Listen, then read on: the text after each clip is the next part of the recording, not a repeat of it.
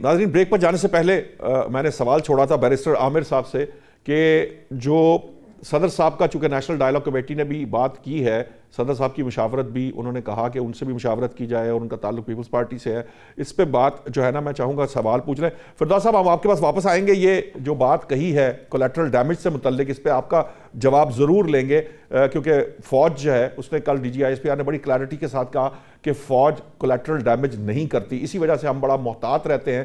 تو یہ collateral damage کے بارے میں جو کچھ بیرسٹر عامر صاحب نے کہا ہے اس کا جواب آپ ضرور دیجیے گا، لیکن بیرسٹر صاحب میں چاہوں گا مذاکرات کی بات کو تھوڑا سا آگے بڑھا دیجیے۔ یہ جو اس وقت مذاکرات نیشنل ڈائیلاگ کمیٹی نے جو مشاورت کی بات کہی ہے پیپلز پارٹی کو، کس حد تک آپ کے ساتھ اب تک مشاورت ہوئی ہے؟ وزیر اعظم صاحب نے جو اعلان کر رکھا ہے اور پاکستان پیپلز پارٹی کس حد تک فیسیلیٹیٹ کر سکتی ہے ان مذاکرات کو؟ دیکھیے مشاورت کے اوپر ہمارا، اس پہ مذاکرات کے اوپر ہمارا اور پی ایم ایل این کا کوئی اختلاف نہیں ہے، اب سے نہیں، ہم نے بہت پہلے سے انہیں ساتھ رکھا ہے۔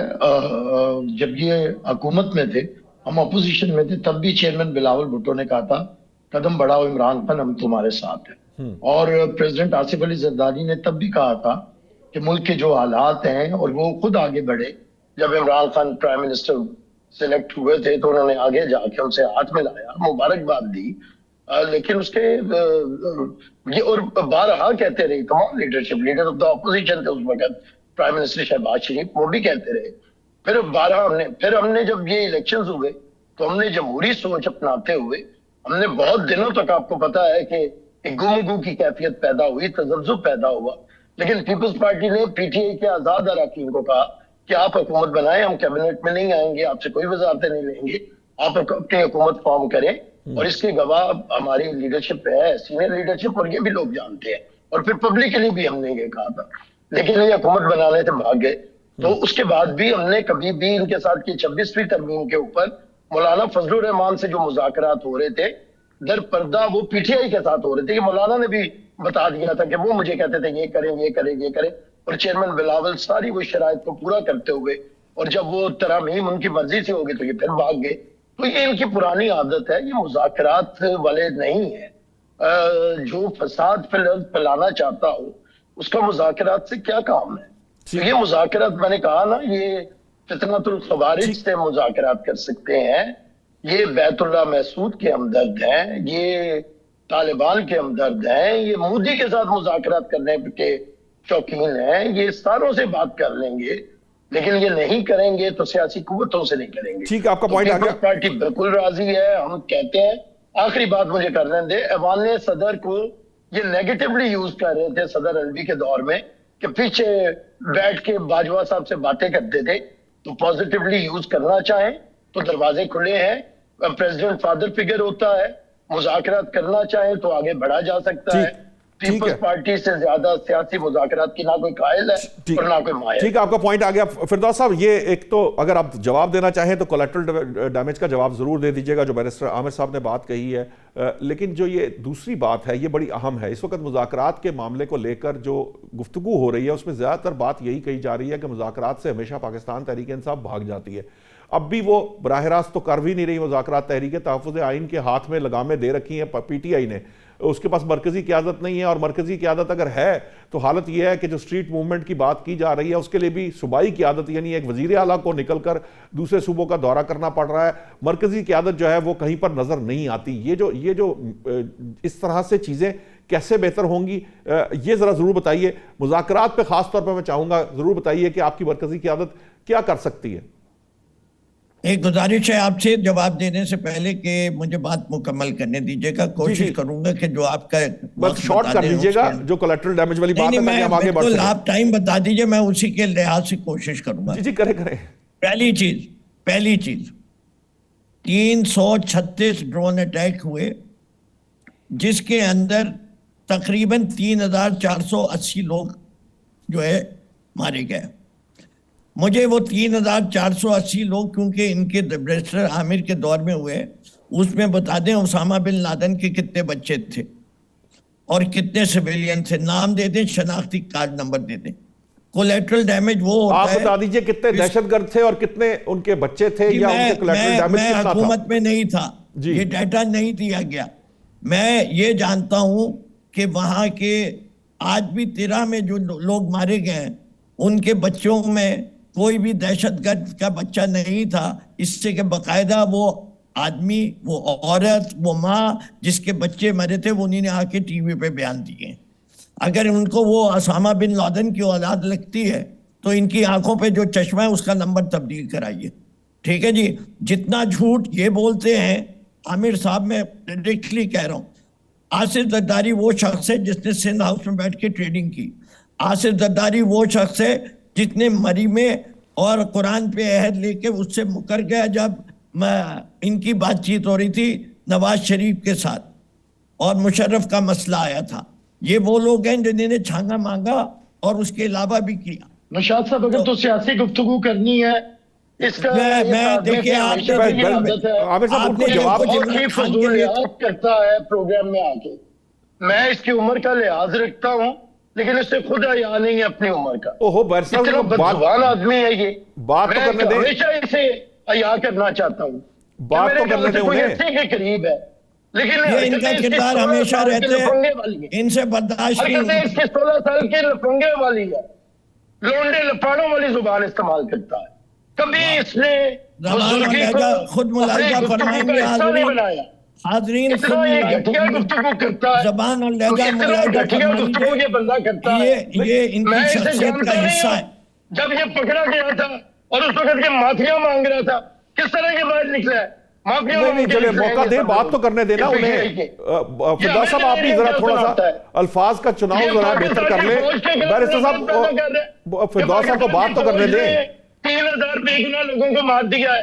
یہ پاکستان کی فوج کے بارے میں نفرت پیدا کر رہے ہیں. نہیں کہ ہماری فوج نے بے گناہ لوگوں کو مارا ہے. یہ مودی کی زبان بول رہا ہے یا دہشت گردوں کی؟ یہ کون ہے؟ فردوس صاحب کو بات تو کرنے دیں. میں ان کو دہشت گردوں کا ہمدرد، یہ مودی کا ہمدرد، ایسے لوگوں کو آپ کیوں مارے دیتے ہیں؟ مجھے میں آپ سے بار بار کہتا ہوں دہشت گردوں کے ہمدرد ہمیں نہیں چاہیے. ہم نے لیڈر کھوئے ہیں دہشت گردی میں. انہوں نے کیا کیا ہے؟ ٹھیک ہے باتیں کرتا ہے ابھی سے پتا ہر ایک کے بارے میں. کون سی ٹریڈنگ ہوئی تھی سندھ ہاؤس میں؟ کوئی ایک بندہ جس نے ووٹ کیا ہو؟ یہ تو خیر پولیٹیکل سٹیٹمنٹ ہے. یہ تو عموماً یہ سب الزامات لگاتے ہیں. یہاں آر او کا الیکشن ہو، چاہے وہ آر ڈی ایس کی بات ہو، چاہے پنچز پنچروں کی بات ہو، تو چلتا رہتا ہے. میں ہمیشہ صاف کر کے اسے گفتگو کا آغاز کرتا ہوں لیکن یہ اس کی عادت ہے. اچھا ٹھیک ہے بیرسٹر صاحب، اب میں چاہوں گا کہ ذرا فردوس صاحب ذرا تھوڑا سا یہ فسرش ہے. جتنے میرے پروگرام ہوئے ہیں میں شروع کرتا ہوں احترام سے. ٹھیک ہے عامر صاحب، اب ذرا بات تو کرنے دیجئے نا. بات کرنے دیجئے انہیں، ذرا بات کر لینے دیجئے. فردوس صاحب آپ بھی تھوڑا سا ذرا الفاظ کے چناؤ کو ذرا تھوڑا سا مناسب کر لیں. نہیں اسے کیوں بکواس کی کہ یہ جھوٹ بول رہا ہے اور فلاں اپنے آرگیومنٹس دے. میں نے اس کے بارے میں بات نہیں کی. اچھا انہیں بات تو کرنے دیں گے تو وہ آرگیومنٹ دیں گے نا. بیرسٹر صاحب آپ بات تو کرنے دیں نا. بات تو کرنے دیں انہیں. جی فردوس صاحب. جتنی انہوں نے گفتگو کی تھی عوام خود فیصلہ کر لے گی اس میں سچائی کتنی تھی. آج بھی میں چیلنج کرتا ہوں، میرا معافی نامہ مجھے بھی بھیج دیں، میرا نمبر ہے اس پہ بھیج دیں کہ جو میں نے مانگا تھا اور میں نے بھیک مانگی تھی اپنی آزادی کی، وہ اگر دکھا دیں گے تو میں ان کو سچا مان لوں گا. فردوس صاحب ٹائم بڑا شارٹ ہے، میں چاہوں گا آپ اپنی بات کمپلیٹ کر لیں. میں نے غوث صاحب انتظار کر رہے ہیں. آپ ہی کے پروگرام میں آ کے معافی مانگوں گا، یہ بھیج دیں آپ کو اور آپ وہ چلائیے گا. ٹھیک ہے آپ آگے بڑھے. مجھے میرا تو یہ پتہ ہے، میں نے تو ایک عہد لیا ہوا تھا کہ میری مجبوری تم لوگوں کے معافی ناموں سے. بیرسٹر بات تو کر لیتے. بیرسٹر عامر صاحب انہیں بات کر لینے دیجئے. میرے پاس ٹائم بڑا شارٹ ہے، میں نے غوث صاحب کی طرف بھی جانا ہے، وہ ویٹ کر رہے ہیں. فردوس صاحب جلدی اپنی طرف بات دیکھیں. آپ نے میرا ٹائم انہی نے لیا ہے، مجھے اپنا ٹائم چاہیے. جہاں تک آپ کا یہ والی بات ہے، یہ تو ثابت ہو گیا جب انسان کا جھوٹ پکڑا جاتا ہے تو وہ اسی طرح بل آتا ہے. تو مجھے اس سے آگے کہنے کی ضرورت نہیں ہے. اب یہ کہیں گے بل آنا جو ہے یہ غیر مہذب لفظ ہے تو میرا قصور نہیں ہے. میرے لحاظ سے یہ بالکل فردوس صاحب اس کو چھوڑے نا، آپ آگے بڑھیے. آپ نے میں نے کولیٹرل ڈیمیج، میرے لحاظ سے ٹرانسپیرنسی از ویری امپورٹنٹ.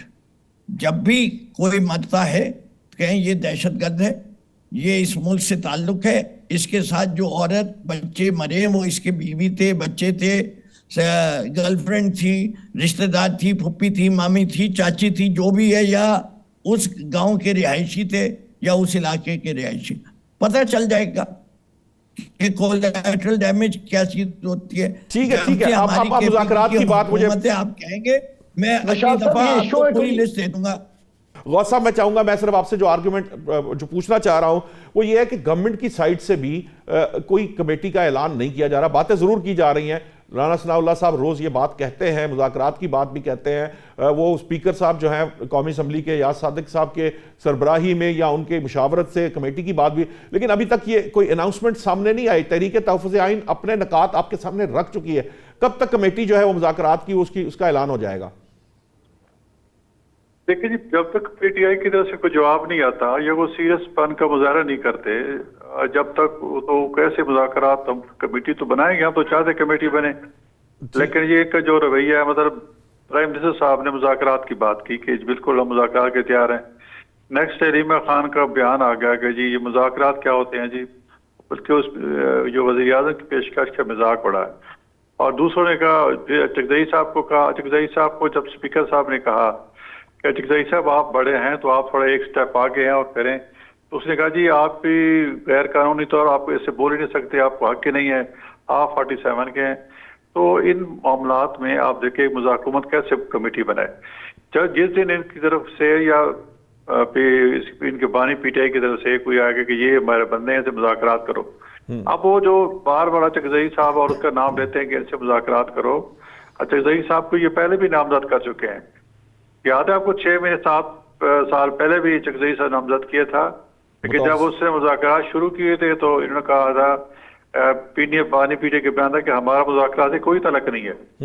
अब फिर दोबारा अगर वो कर रहे हैं तो मकसद उनको कोई सीरियस नहीं, उनकी पार्टी 100 से ज्यादा एमएनएज हैं, तो वो आगे क्यों उनसे कोई तो इस काबिल नहीं है कि मुज़ाकरात करे किसी अपने मेंबर। जो मकसद ये है कि चकजई साहब और नासिर अब्बास साहब का हो कि ऐसे लोग ताकि मजीद ऐसे स्टेटमेंट दें और इंतशार पैदा हो। कौमी असम्बली के मुल्क में तो हम इंतशार फैला रहे हैं, हमारे लोग और हमारा वजीरा फैला रहा है, असम्बली के अंदर भी जो है, कौमी असम्बली के अंदर भी शोर शराबा हो, वो इसलिए इनको नामजद करते हैं। चकजई साहब अपने तौर पर खुश हैं कि मुझे नामजद किए गए। 12 मैंने सुना 12 को इस पे वोटिंग हो जाएगी। ठीक है, मैं गौस नियाज़ी साहब बहुत बहुत शुक्रिया आपका भी। मेरे पास टाइम अब ख़त्म हो चुका है क्योंकि मैंने नेक्स्ट सेगमेंट जो है वो एफजे थंडर से मुतल्लिक करना है। फिरदौस शमीम नकवी साहब और बैरिस्टर आमिर हसन का शुक्रिया, लेकिन ये बात बड़ी अहम है कि मैं ज़ाती तौर पर इस तरह के शोज़, ये लड़ाई झगड़ा और इसके ऊपर बात करना या एक दूसरे के ऊपर ज़ाती कमेंट करना, मैं इसके हक़ में नहीं हूँ।